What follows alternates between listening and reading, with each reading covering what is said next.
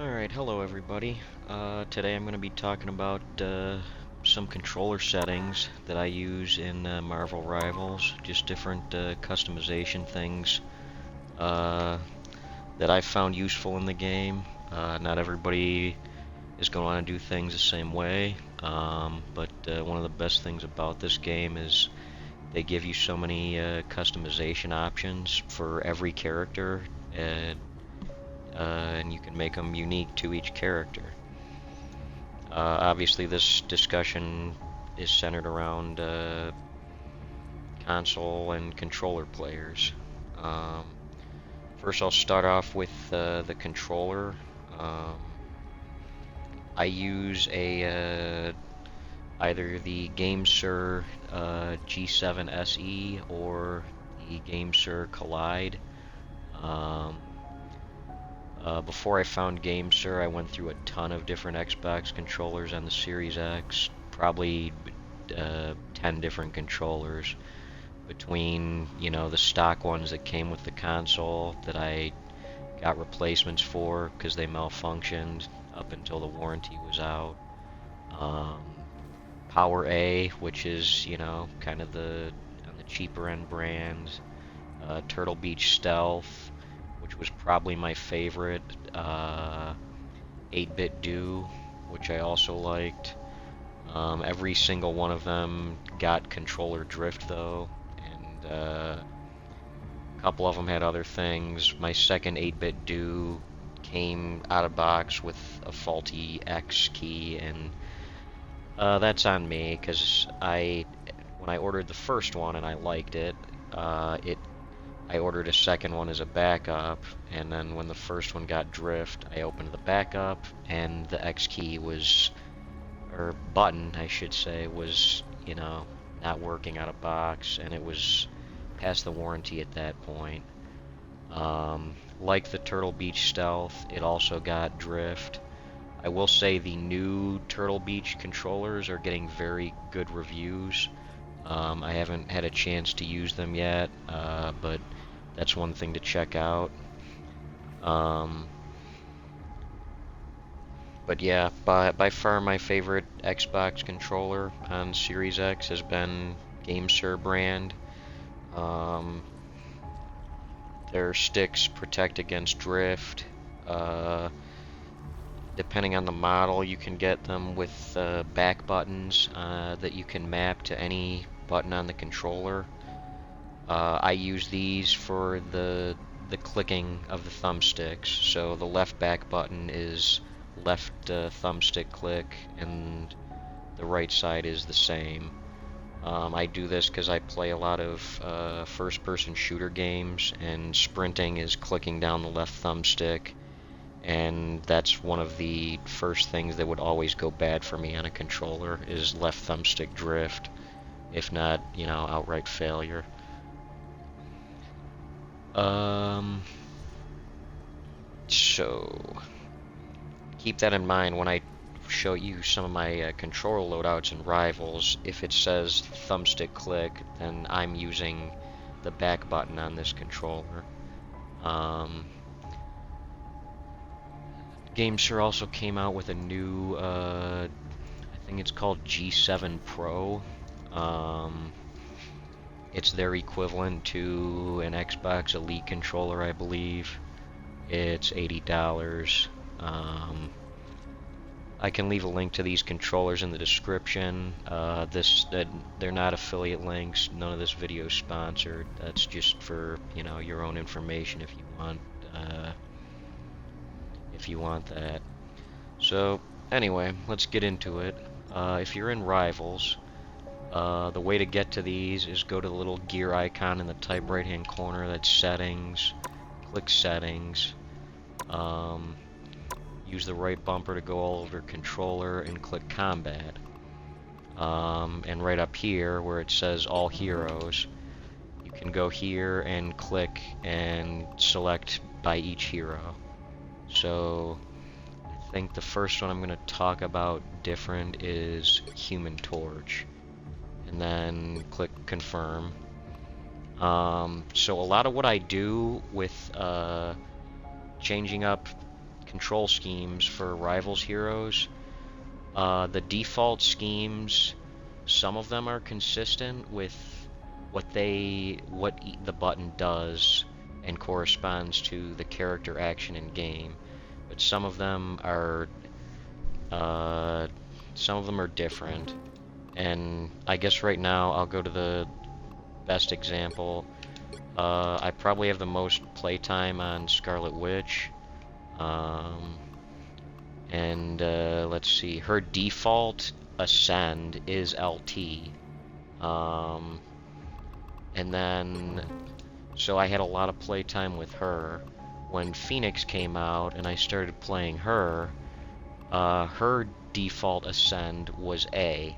So I got into a lot. It was costing me a lot in matches because I would hit LT to try to ascend, and it would be sending out her psionic detonation, and I wouldn't be ascending, and yeah, it was costing me a lot of things. So what I'm trying to accomplish in a lot of these is just try to get more consistency based on where the buttons are. So for Human Torch, the only thing I believed I changed was the descend. Now a lot of these characters have ascend LT, descend LB. I just find now descend here is the clicking down of the left stick, which I have mapped to my back controller button on my GameSir controller. I just find it a lot more intuitive, and like it's not the easiest thing to switch between LT and LB quickly, so I find it easier to do that when these are the different ones. So for most flyers, this is how I have it set up, is ascend with LT, descend with the back stick. So that would be Human Torch, Iron Man, and Ultron. But also for any heroes that have like somewhat of a free movement ability, like Scarlet Witch, you know, she's got her it's called Mystic Projection, RB, then, you know, I just use ascend LT, descend left stick. I keep clicking out of settings. Okay. So I did the same thing with Namor. I know I did the same thing with, obviously, Phoenix and Wanda. Yeah. So some of the other stuff I did with Phoenix here is I try to, like, a lot of the movement and or escape abilities are mapped to RB in this game. So if on the random character that doesn't have that and it's something else, I usually change it to RB. Now telepathic illusion is also another form of an escape ability. I mapped that to Y because I'm a Plants vs. Zombies Garden Warfare 2 player. I have over 5,000 hours in that game, and this ability is kind of similar to the Scientist Warp, which is also Y. So that, you know, has nothing to do with what's better in Rivals. That's just my own experience, yeah. Let's see. Now, some of these I didn't change, like Jeff. When I first started playing the game, like, Jeff was the main character that I would play, along with Punisher, because they're noob-friendly characters. So I didn't change their mappings just because I'm already quite used to it. I mean, it might make sense at this point to swap LB and RB, but I'm already used to that, so I kept them what they are. Punisher, similar thing here, because his turret as RB, well, no, The turret as RB is kind of counterintuitive for me, but I just got used to it. I kind of wanted it to be Y, because that is what P Gatling and Big Bolt Blaster are in Garden Warfare 2. But Punisher has two primary weapons, so yeah, Y is pretty much the designated first-person shooter button to switch weapons, so I just keep it with that. Let's see, the next one I changed is Rocket. His jetpack dash, that's a movement escape ability. I put that to RB. I changed his turret, or his healing turret thing to LB, because that's the same button that Penny Parker uses for her turret. And I got used to playing Penny before I started playing Rocket a lot.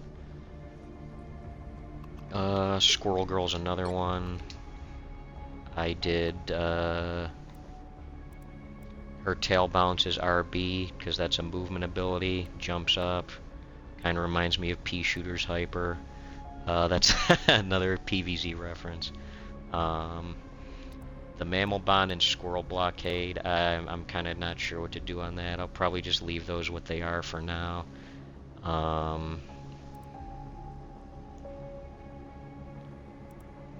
Actually, she doesn't have anything else mapped to B, does she?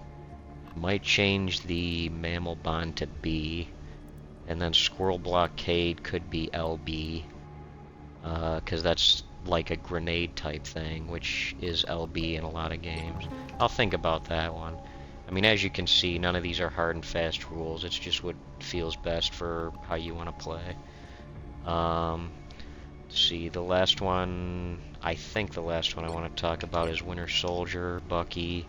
Let's see, I changed this to RB, because again, it's a movement ability, even though it's more of a combat movement ability.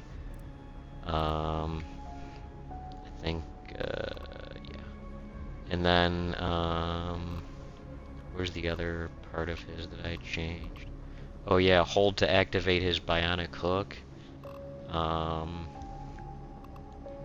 That is LT default, but this is on default, I believe. I turn it off, so what that means is if it's on, you'd have to hold LT and then release it to shoot his hook out. And with this, you press LT and then you press it again in order to release it. And one of my friends turned me on to this, and he said he was hitting a lot more hook shots with this off, and I've only played 2 games as Bucky since changing this setting, but I'm definitely having the same result with that, so you know, that's probably also going to be more dependent on users, but I at least have much better success with it that way. In closing, yeah, just keep that in mind. Keep the controllers I mentioned in mind. If you want to have a different controller and one that won't get stick drift, the GameSir ones have a lot more than stick drift protection. You can do, you can set custom dead zones. You can do hair triggers on RT and RB. It's got a lot of stuff there. Now I will, let's see. Well, one final thing I want to talk about in closing is let's see, the crosshairs.